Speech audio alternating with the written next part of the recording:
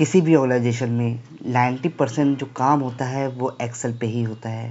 तो इंटरव्यूअर आपसे एक्सेल के क्वेश्चन पूछेगा ही पूछेगा, और वो जो क्वेश्चन होंगे वो बहुत ही टिपिकल होंगे।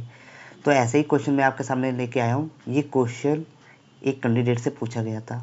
तो क्वेश्चन क्या है, बड़े ध्यान से सुनिएगा, पहले डेटा को समझ लीजिए। यहाँ पे हमारे पास कुछ डेटा है जिसमें मैनेजर, स्टेट, अमाउंट, रैंक और टॉप एंड दिया हुआ है। तो इंटरव्यूअर ने ये कहा था कि अभी तो यहाँ पे हमारा फॉर्मूला लगा हुआ है, बट जैसे ही वो यहाँ पे रैंक चेंज करे, जैसे मान लो 5 कर दे, तो उसको यहाँ पे टॉप 5 चाहिए। जैसे टॉप 3 के लिए फॉर्मूला लगा हुआ है, ये ऑटोमेटिकली कन्वर्ट हो जाए हमारा टॉप 5 के लिए। तो ये कैसे करेंगे, यही उसने पूछा था। तो आज मैं आपको बताऊँगा ये कैसे करना है। सिंपल है, बहुत करना सिंपल है इसको। सबसे पहले आप क्या करोगे, ये फॉर्मूला ओपन कर लोगे। ये फॉर्मूला हमारे टॉप 3 के लिए दिया गया है, बट ये स्टैटिक है। क्यों है? क्योंकि इसमें नंबर पड़ा हुआ है। इसी नंबर को आपको क्या करना है, इस वैल्यू से लिंक कराना है। वो भी ये डायनामिक हो जाएगा क्योंकि ये सेल है। तो सेल को कैसे लिंक कराएंगे, यहाँ पे सबसे पहले आप 3 को हटा दोगे और इस सेल को सेट कर लोगे। और अब यहाँ पे टॉप 3 लिख के आ रहा है। अब यहाँ पे टॉप 5 कैसे करेंगे, तो यहाँ पे भी सिंपल है।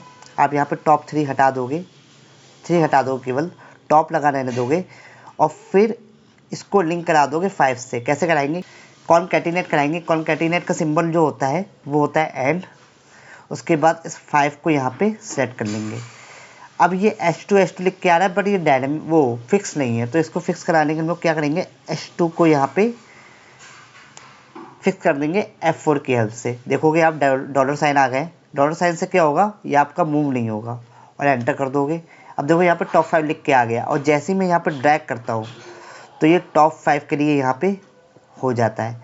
और एक चीज़ और है, ये जो हमारी पिवट टेबल बनी है ये भी डायनामिक हो जाएगी। जब आप इसमें सेट करोगे और इसको जब रिफ्रेश करोगे तो आप देखोगे यहाँ पे ये भी टेबल हमारी डायनामिक हो चुकी है। टॉप 5 ऊपर लिख के आ गया, और परसेंटेज कॉन्ट्रीब्यूशन भी हमारा उसी हिसाब से आ रहा है। तो ये आपको करना था वहाँ पे। तो मैं आशा करता हूँ ये इंटरव्यू क्वेश्चन आपको समझ में आया होगा। मेरे पास और भी ऐसे इंटरव्यू क्वेश्चन है, अगर आपको अच्छा लगता है तो आप कमेंट में लिखो रेडी। मैं आपको गाइड करूँगा कि आपको आगे क्या करना है। तब तक धन्यवाद, गुड बाय।